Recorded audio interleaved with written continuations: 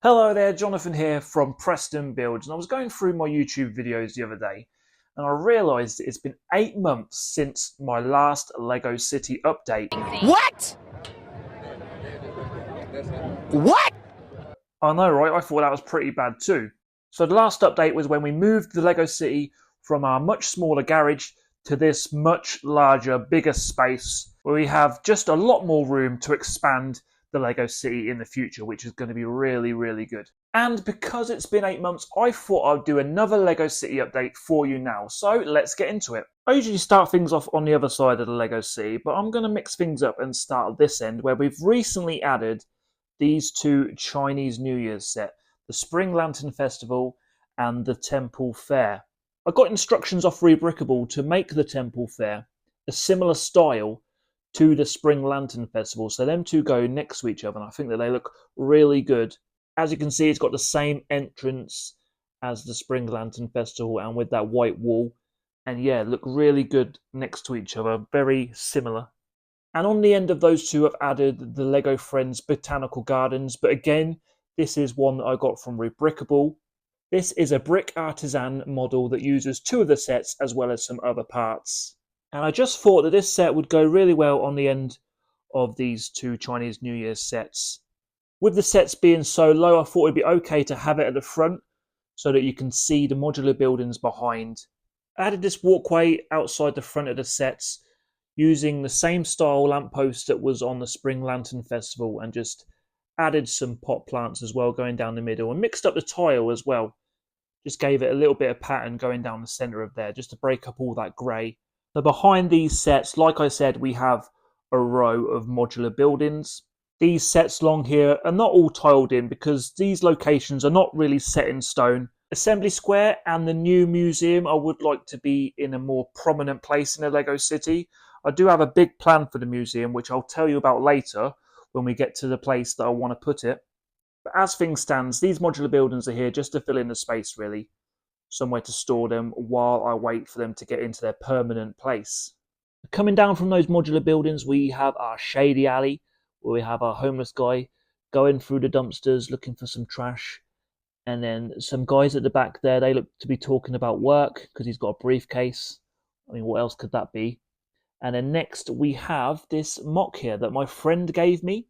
On the ground floor is a music store and on the other side a Lego store.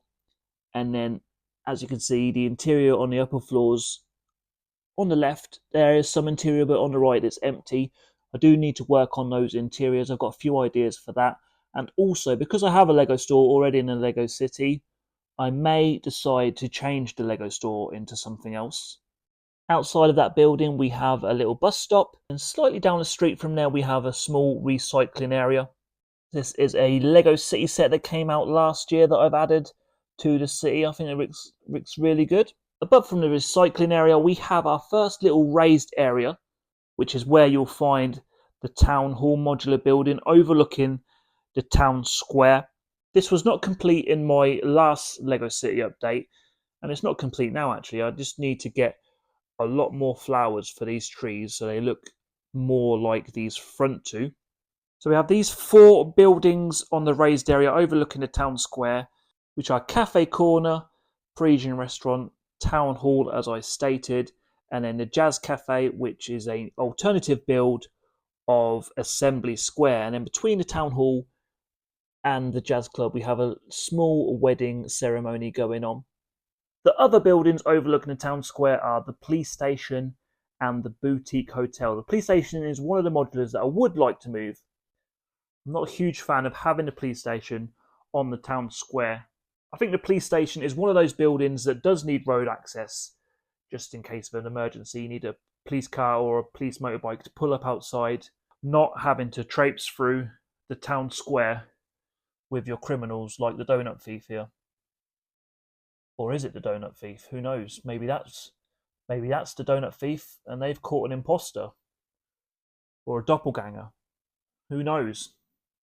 Taking a look at the town square itself, we've got a fair few scenes going on. Like I mentioned before, the arrest of the donut thief happening. I added the Lego City burger van to the town square that came out earlier in the year. As well as the stand, they also added this little picnic area to go with it. We also just have other random scenes going on in the town square, just to give it that little bit of vibrant life, as you'd expect to find in a town square. So originally in the Lego City, I was going to have one continuous road going along the whole front of the Lego City, but I decided against it, and instead I had this little bend go around so that I could have a little block of buildings at the front just to break it up a bit.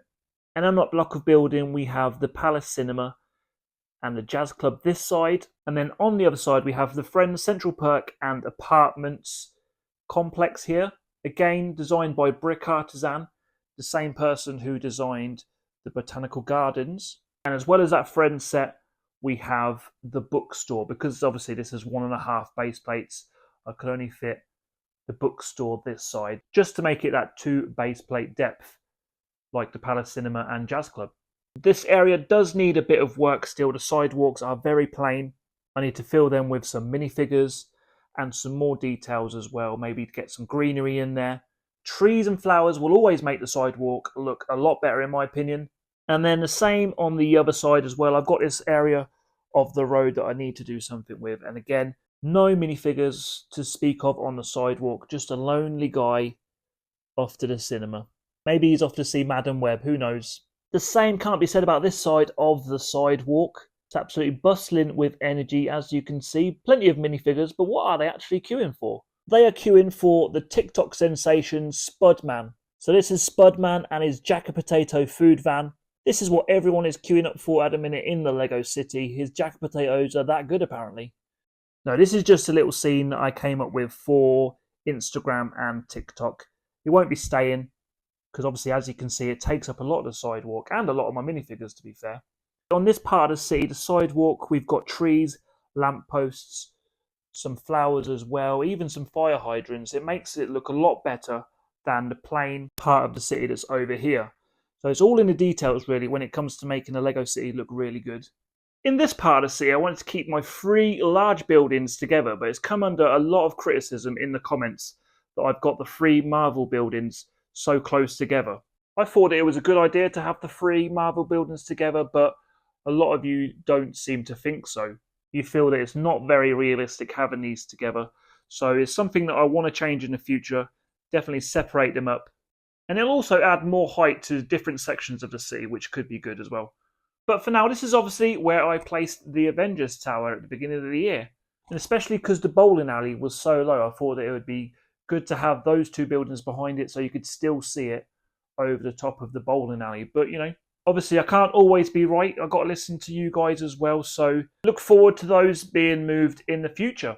So across from the Marvel buildings, we have the Bricklink construction site. All of the workforce is on their break, though, as you can see. Little coffee cart has come along to serve them, but there is one guy who's missing out. He's trapped in the toilet there. I don't think anyone's going to be coming to his rescue. They're too busy tucking into their lunch.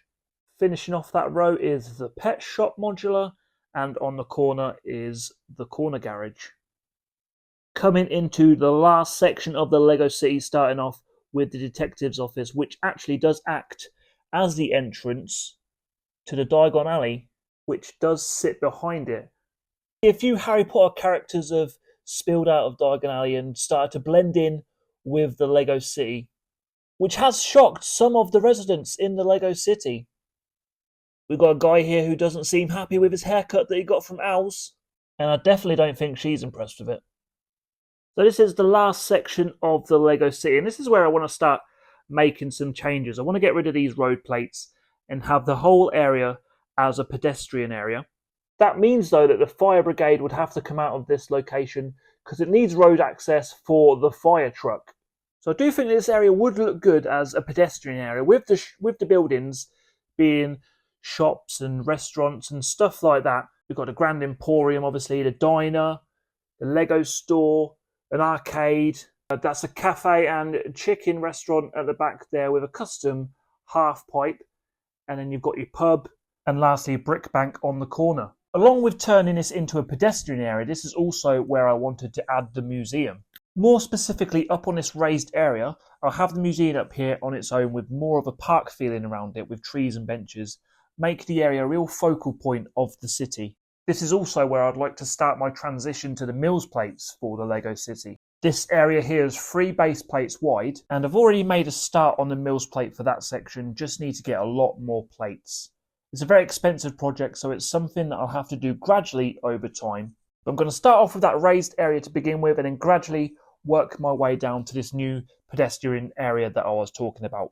As for future growth of the city, I still have all of this area free to add to, which is great news because I still have buildings and projects I'd like to finish and add to the city, not to mention future sets as well. That is how the Lego City stands at the minute. Still a lot to do as always, but it's been a lot of fun showing it to you.